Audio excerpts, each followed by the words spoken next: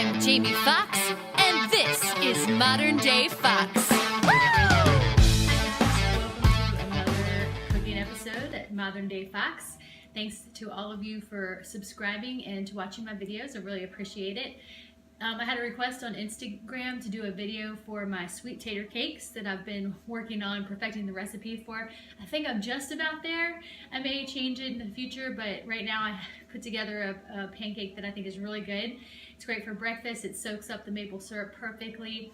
And it's also really good to serve at dinner time under a savory dish like beef barbacoa or something like that, shredded pork or something that needs a little solid underneath. This is just a fair warning. These pancakes are not for everyone. The texture of these is not like your Cracker Barrel pancakes.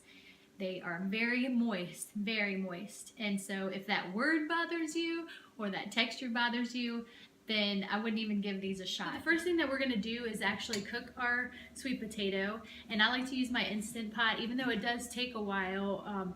It steams it really well and the peel slides right off. So I'm gonna set my pot at 25 minutes high pressure with a cup of water, put my potato in a steamer basket, and then I'll be ready to just peel the skin right off and mash my potato.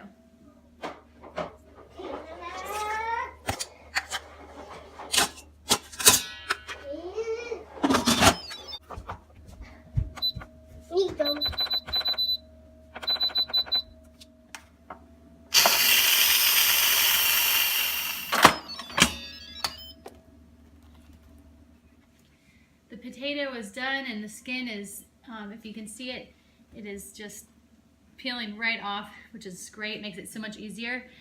So be careful, they are super hot when they come out. Just put it in your bowl, just take that peel right off. Now you definitely want to let this cool because it is piping hot, but go ahead and mash it while it's hot and try to get it smoothed out. While we're waiting for our sweet potatoes to cool, we'll just go ahead and whisk the eggs. This calls for 3 eggs.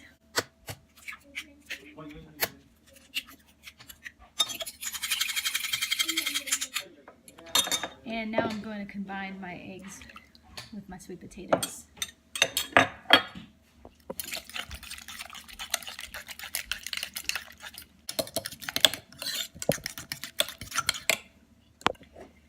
Now that I have that all nice and smooth, I'm going to go ahead and take a second bowl and mix my dry ingredients and set this to the side.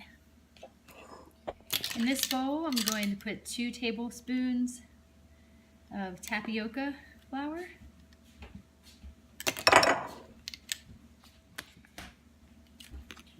And then 2 tablespoons of coconut flour.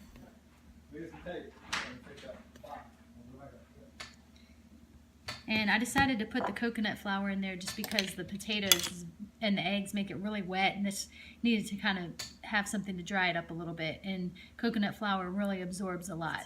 This is optional, but I like to have cinnamon in my pancakes. It tastes really good with the sweet potatoes, so a teaspoon of cinnamon and a half a teaspoon of baking powder. Go ahead and whisk those together. And I'm always forgetting my salt. 1 big pinch of salt, probably about a half a teaspoon.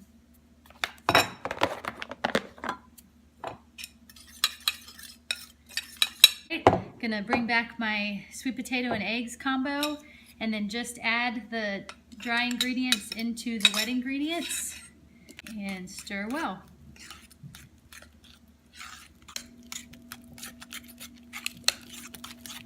I have my griddle over here and I have it set to about 325, between 325 and 350, and I'm going to put some cooking oil on here. I like to use coconut oil and just let that melt.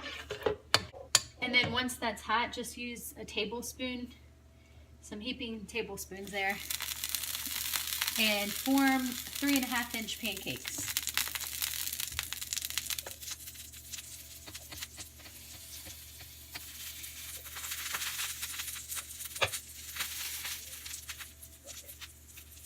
One thing that's really important to remember when you are making these pancakes is not to cook them at high heat.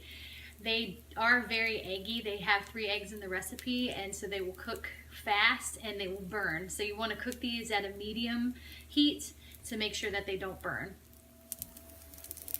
And you can kind of tell when they're ready because they start to stiffen on the bottom and they're easy to flip. Give them a good turn. Ah, they're sliding. It's hard to hold the camera and do this at the same time. I need an assistant.